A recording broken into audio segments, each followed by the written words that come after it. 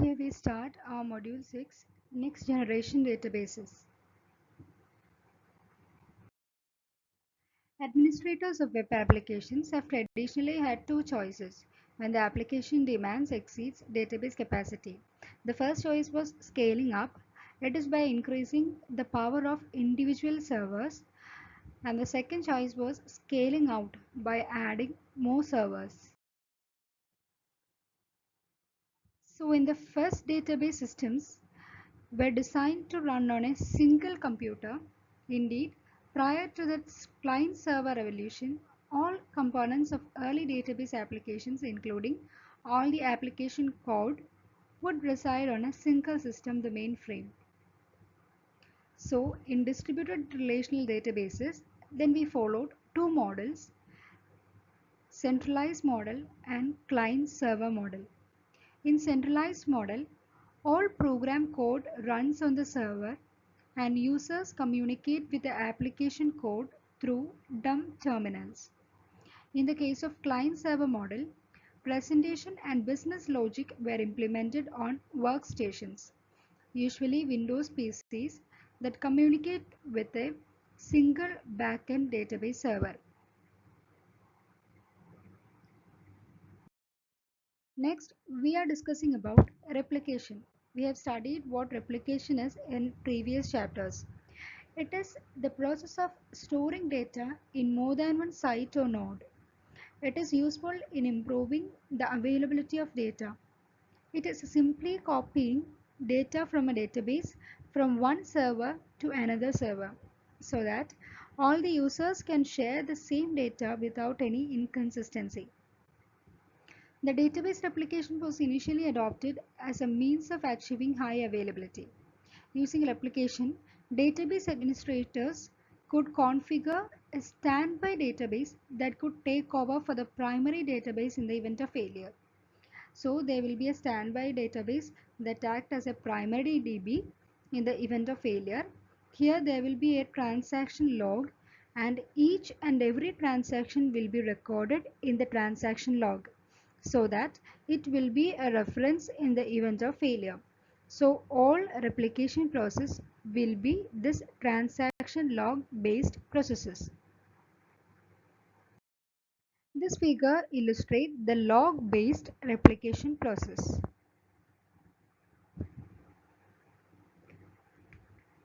The database transactions are returned in an asynchronous lazy manner to the database files. But a database transaction immediately writes to the transaction log upon commit. The replication process monitors the transaction log and applies transactions as they are returned to the read-only slave database.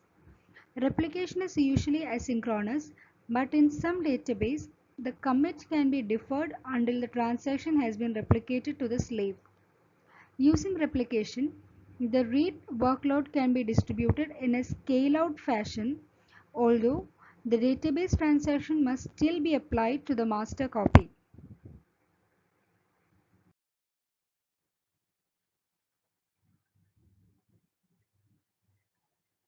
The replication works well in read activity, but it does not work well in the case of write.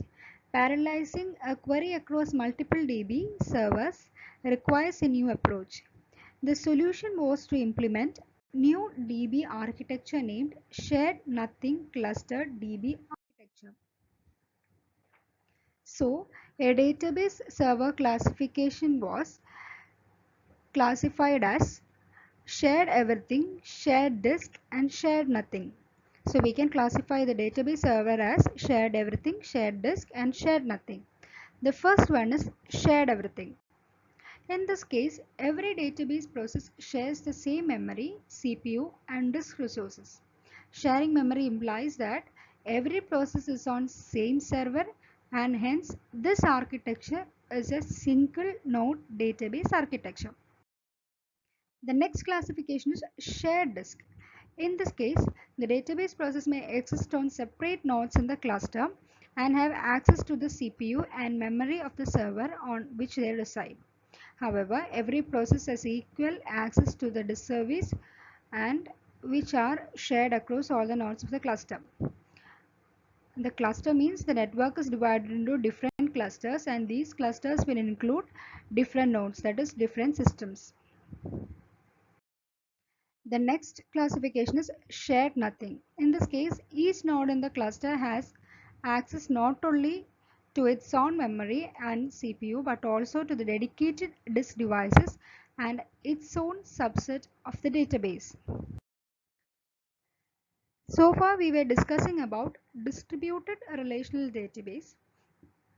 Now we are going to see the case of non-relational distributed database. Maintaining ACID transactional integrity across multiple nodes in a distributed relational database is a significant challenge. However, in non-relational database systems, ACID compliance is often not provided. We know that the relational database is following ACID properties.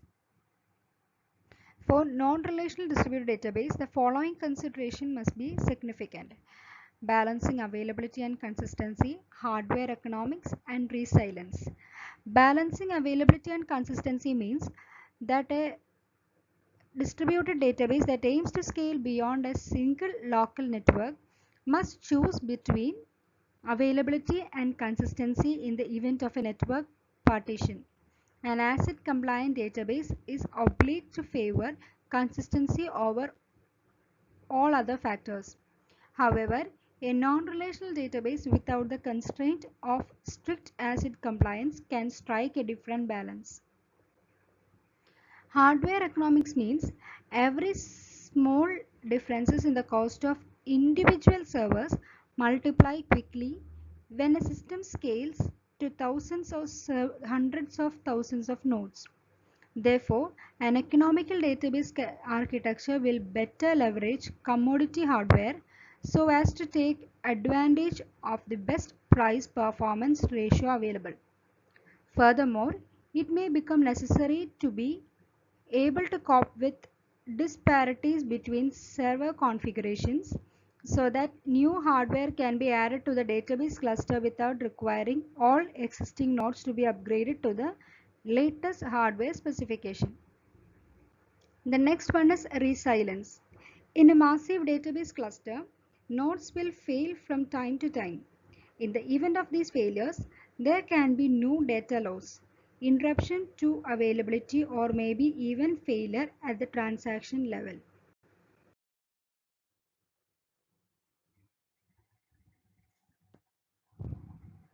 So, there have been three broad categories of distributed database architecture adopted by next generation databases.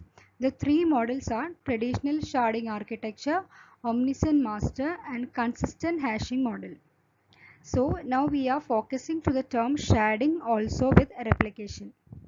Sharding is a type of database partitioning that separates very large database into smaller, faster, more easily managed parts called data shards.